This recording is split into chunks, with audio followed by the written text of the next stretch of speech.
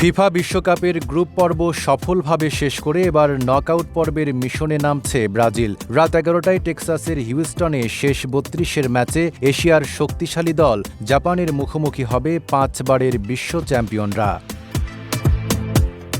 বড় এই ম্যাচের আগে স্বস্তির খবর পেয়েছে ব্রাজিল শিবির। শুক্রবার বিশ্রামে থাকা বেশিরভাগ ফুটবলার শনিবার পুরোদমে অনুশীলনে ফিরেছেন। ফলে চোটে থাকা রাফিনিয়া ছাড়া পুরো স্কোয়াডই প্রস্তুত।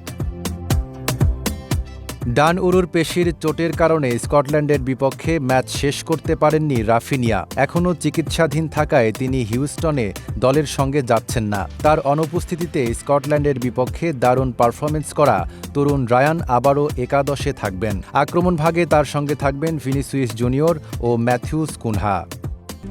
RICL TMX, যুগের পর যুগ স্থাপনা থাকে মজবুত।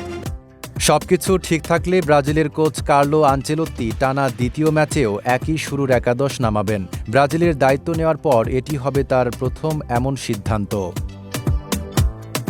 শনিবারের অনুশীলনে সংবাদমাধ্যমের জন্য প্রথম 15 মিনিট উন্মুক্ত রাখা হয়। সেখানে 5 জনের রক্ষণভাগ এবং 4 জনের মিডফিল্ড নিয়ে বিশেষ কৌশলগত অনুশীলন করানো হয়। ধারণা করা হয় রক্ষণাত্মক কৌশলে খেলতে পারে জাপান, আর সেই দেয়াল ভাঙার পরিকল্পনাই সাজাচ্ছেন আনচেলোত্তি। গ্রুপ পর্বে মরক্কোর সঙ্গে 1-1 গোলে ড্র করার পর হাইতি ও স্কটল্যান্ডকে টানা 3-0 ব্যবধানে হারিয়ে অপরাজিতভাবেই নকআউট নিশ্চিত করেছে ব্রাজিল। অন্যদিকে জাপানও আত্মবিশ্বাস নিয়ে মাঠে নামবে। ফলে হিউস্টনের লড়াইয়ে জমজমাট এক ম্যাচের প্রত্যাশা ফুটবল প্রেমীদের। এই ম্যাচের বিজয়ী দল কোয়ার্টার ফাইনালে মুখোমুখি হবে নরওয়ে অথবা আইভরি কোস্টের। Desk report, Dhaka post.